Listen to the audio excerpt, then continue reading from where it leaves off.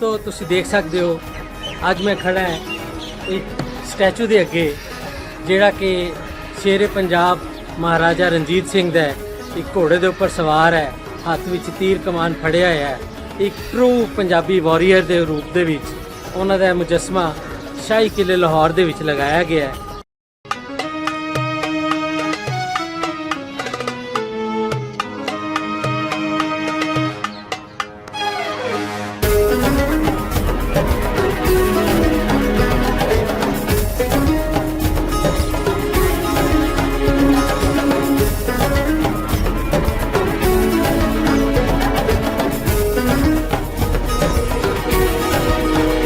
ਅੱਜ ਤੁਹਾਨੂੰ ਅਸੀਂ ਇਸ ਦੇ ਬਾਰੇ ਵਿੱਚ ਤਫਸੀਲ ਦੱਸਾਂਗੇ ਕਿ ਇਹ ਮੁਜੱਸਮਾ ਇੱਥੇ ਕਿਸ ਤਰ੍ਹਾਂ ਲਗਾਇਆ ਗਿਆ ਹੈ ਔਰ ਕਿਉਂ ਲਗਾਇਆ ਗਿਆ। ਯੂਕੇ ਬੇਸ ਇੱਕ ਤਨਜ਼ੀਮ ਹੈ ਜੀ, SK ਫਾਊਂਡੇਸ਼ਨ।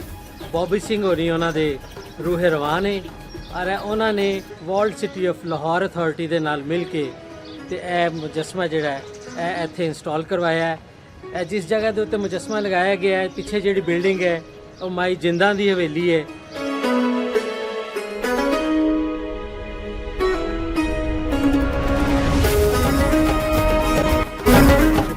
महाराजा रंजीत सिंह का जो स्टैचू है, बस्ट है, ये उसकी 180वीं जो है ना 180th डेथ एनिवर्सरी, उसके लिए ये खड़ा किया गया।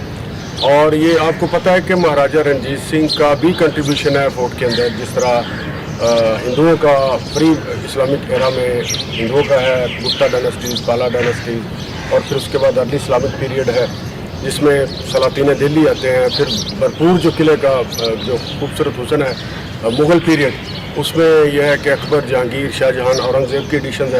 उसके बाद पंजाब में सिखों की हुकूमत है, आपको पता है।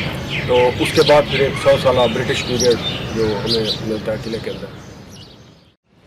तो ये जो बस्ट स्टैचू खड़ा किया गया है यूके के तावन से, यूके सिख कम्युनिटी के तावन से, इसका मकसद ये है कि Maharaja Ranjit Singh was only ruler of Punjab who was the local ruler of Punjab.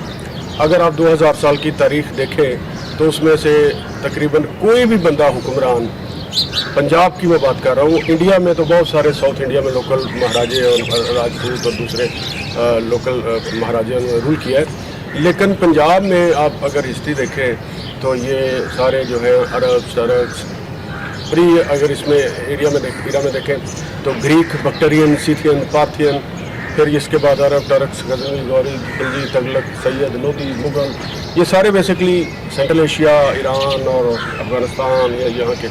तो Maharaja Ranjit Singh was the only leader of Punjab, only ruler of Punjab, who speaks Punjabi, and he was born at Gujranwala, everybody know. So इसका मकसद यह है कि पंजाब की हिस्ट्री को डिपिक्ट करना, पंजाब की हिस्ट्री को बताना लोगों को मैक्सिमम।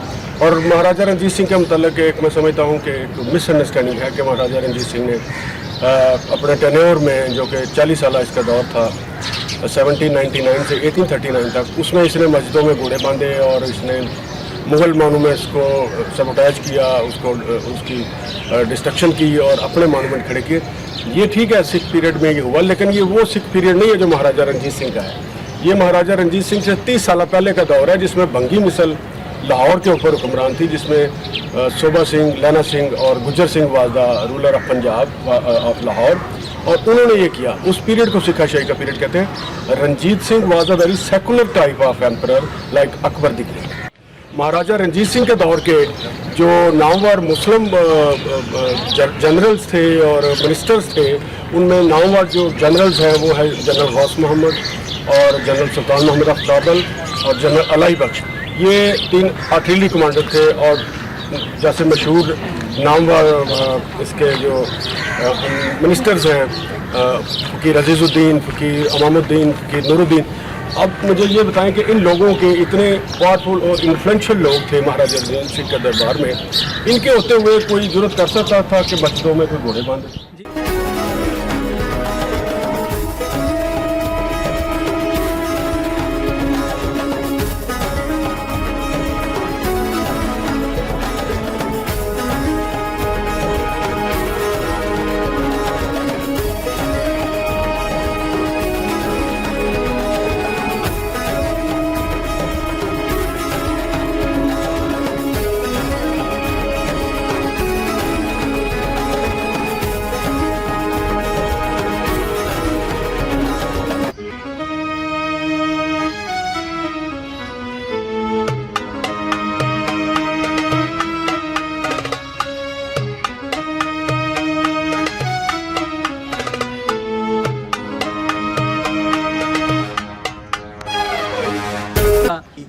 ਅਸੀਂ ਵੀ ਇਹ ਵੀਡੀਓ ਅੱਜ ਦੀ ਬਣਾ ਰਹੇ ਹਾਂ ਤੁਹਾਡੇ ਸਾਰਿਆਂ ਨੂੰ ਅਪਡੇਟ ਕਰਨ ਵਾਸਤੇ ਕਿ ਲਾਹੌਰ ਵਿੱਚ ਤੁਸੀਂ ਜਦੋਂ ਆਓ ਤੇ ਲਾਹੌਰ ਸ਼ਾਹੀ ਕਿਲੇ ਦੇ ਵਿੱਚ ਤਸ਼ਰੀਫ ਲਿਆਓ ਤੇ ਮਹਾਰਾਜਾ ਰਣਜੀਤ ਸਿੰਘ ਦਾ ਇਹ ਸਟੈਚੂ ਜ਼ਰੂਰ ਦੇਖਣ ਲਈ ਆਣਾ। Thank you. ਤੁਸੀਂ ਸਾਡੇ ਚੈਨਲ ਨੂੰ ਹੁਣੇ ਸਬਸਕ੍ਰਾਈਬ ਕਰੋ ਤੇ ਨੋਟੀਫਿਕੇਸ਼ਨ ਬਟਨ ਨੂੰ ਵੀ ਪ੍ਰੈਸ ਕਰੋ ਤਾਂ ਕਿ ਸਾਡੀ ਹਰ ਨਵੀਂ ਵੀਡੀਓ ਫੌਰੀ ਤੁਹਾਡੇ ਤੱਕ ਪਹੁੰਚ ਸਕੇ।